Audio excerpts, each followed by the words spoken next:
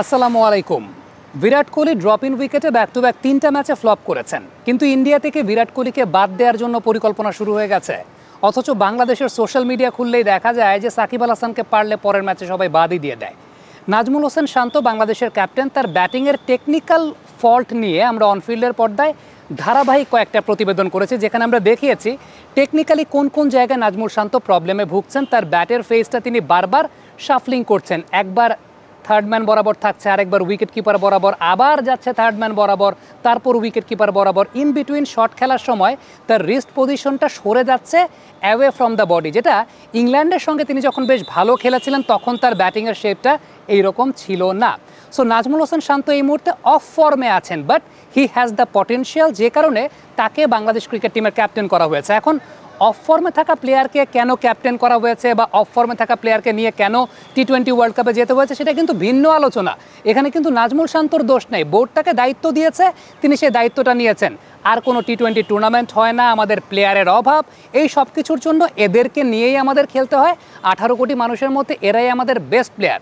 এবং সেই সঙ্গে আরও একটা সমস্যার জায়গা আছে, সেটা হচ্ছে একটা প্লেয়ার যখন ন্যাশনাল টিম থেকে বাদ পড়ছেন বা তার ব্যাট প্যাচ যাচ্ছে, এইচপি বা বাংলাদেশ টাইগার্সে তারা যে গিয়ে ব্যাটিং প্র্যাকটিস করবেন, স্পেশালাইজড ব্যাটিং কোচ তো আমাদের এখানে নাই। এইচপিতে ঠিক এই মুহূর্তে আমাদের কোনো ব্যাটিং কোচ নাই। তামিম ইকবাল অনফিল্ডে একটা ইন্টারভিউ দিয়েছিলেন, বলেছিলেন আমাদের দেশে 3 জন ব্যাটিং কোচের নাম আমরা বলতে পারবো না যার কাছে প্লেয়াররা গিয়ে ব্যাটিং শিখতে পারবে। সুতরাং প্রস্তুতির একটা ঘাটতির জায়গা তো অবশ্যই আমাদের দেশে আসে। গঠনমূলক সমালোচনা হওয়া উচিত, কিন্তু কোনো প্লেয়ারকে ব্যাশিং করে না, বিশেষ করে সেই প্লেয়ার যখন বাংলাদেশ টিমের ক্যাপ্টেন। আর প্রস্তুতির কথা যখন বললাম, প্রসঙ্গক্রমে বলতেই হয় যে ইদানিংকালে প্রচুর পরিমাণ রোদ আর প্রচুর পরিমাণ গরম পড়েছে, তাই প্রস্তুতি নিয়ে বের হওয়া ভালো। আমি যখন বাংলাদেশ টিমের জার্সিটা কিনেছি, বাংলাদেশ টিমের জার্সি পরে বের হয়ে আমার কাছে মনে হয়েছে জার্সির সঙ্গে মিক্স করে একটা ক্যাপ যদি কিনতে পারি খুব ভালো হয়। তো দোকানে গেলাম ক্যাপ কিনতে, গিয়ে দেখি যে ভাই আমার কাছে ক্যাশ নাই। সো ক্যাশ নাই, এরপর দেখি বিকাশেও টাকা নাই।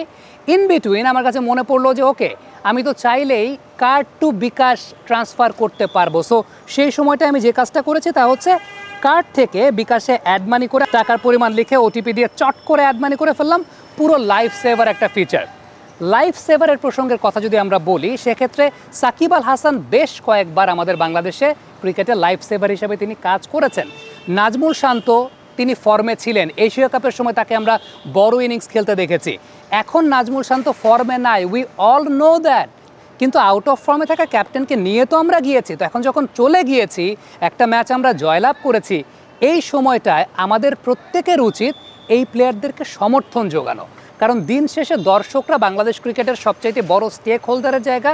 1999 সাল থেকে 2004 সাল পর্যন্ত বাংলাদেশ একটা ম্যাচও জিতে নাই, কিন্তু গ্যালারি সবসময় হাউসফুল থাকতো, দর্শকরা সবসময় সমর্থন জানাতেন।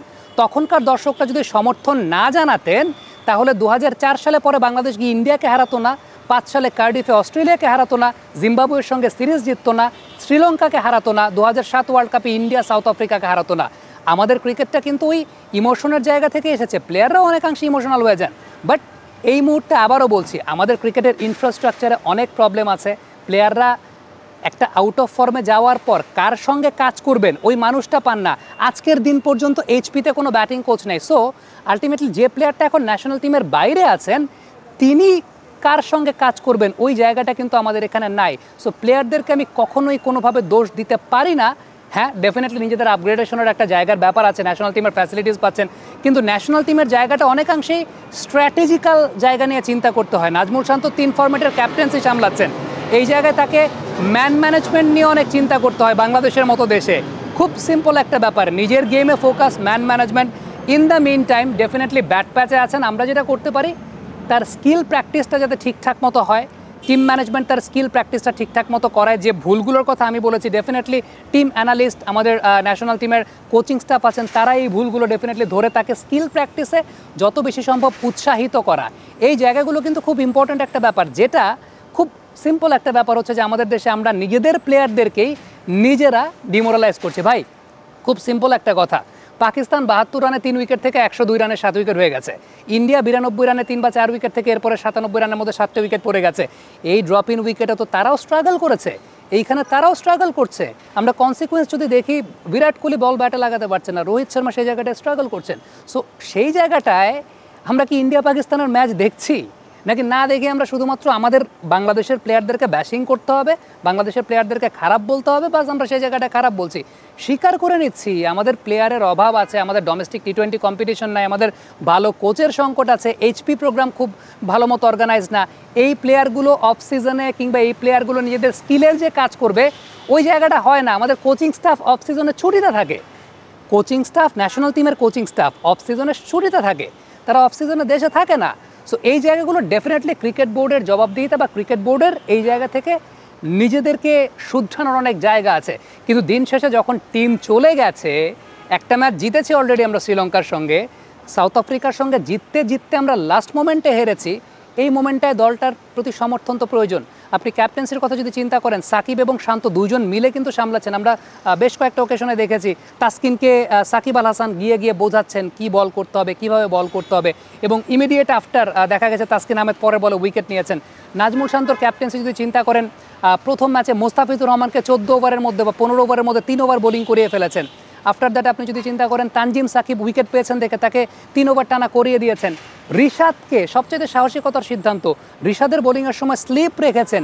প্ল্যান ওয়াইজ তো খুবই ভালো ক্যাপ্টেন্সি হচ্ছে, আমি তো ওই জায়গায় বলতে পারবো না যে ক্যাপ্টেন্সি খুব খারাপ হচ্ছে, প্ল্যান ওয়াইজ খুবই ভালো ক্যাপ্টেন্সি হচ্ছে। আপনি ওই জায়গায় যদি চিন্তা করেন যে রিশাদ 19তম ওভারে বোলিং করতে এসেছে, অনেকে চিন্তা করছিলেন যে রিশাদ কেন 19তম ওভারে বোলিং করতে এসেছে। লেফট আর্ম অর্থোডক্স স্পিনারের চাইতে ডেভিড মিলারের লেগ স্পিনারের এগেনস্টে ট্র্যাক রেকর্ড খারাপ, এই কারণে রিশাদকে বোলিংয়ে নিয়ে আসা হচ্ছে। আপনার পরিসংখ্যানটা এই মুহূর্তে দেখতে পাচ্ছেন। So it's all about calculation. Team তো তাদের মতো করে এফোর্ট দিচ্ছে, তাদের মতো করে এফোর্ট দেওয়ার চেষ্টা করছে। এই মুহূর্তে দেশটা তো আপনার ভাই, এটা তো বিসিবি 11 না, বাংলাদেশ দলটা আপনার দল, আমার দল, আমাদের সবার দল। আমার মনে আছে 2015 সালে যখন বাংলাদেশ ইন্ডিয়ার কাছে হেরে বাদ হলো, পুরো দেশবাসী এক ছিল। আর এখন যেটা হয় যে আম্পায়ারের খারাপ সিদ্ধান্তের বলি হলেও দিন শেষে আমরা এখন এত বেশি ওভার স্মার্ট হয়ে গেছি যে আমরা বাস আমাদের প্লেয়ারদেরকে ব্যাশিং করা ছাড়া আমরা আর কোনো কিছু পারি না। ভাই ইন্ডিয়া পাকিস্তানের ম্যাচ দেখেন, পাকিস্তান কোন জায়গা থেকে ম্যাচ হেরেছে, পাকিস্তান আমেরিকার সঙ্গে ম্যাচ হেরেছে। ইন্ডিয়া এমন একটা কন্ডিশন ছিল পাকিস্তানের এগেনস্টে, জাস্ট ঋষভ পান্ট যদি পেছন দিক থেকে কয়েকটা শট না করতো ইন্ডিয়ার অবস্থাও খারাপ হতো। সবাই স্ট্রাগল করছে।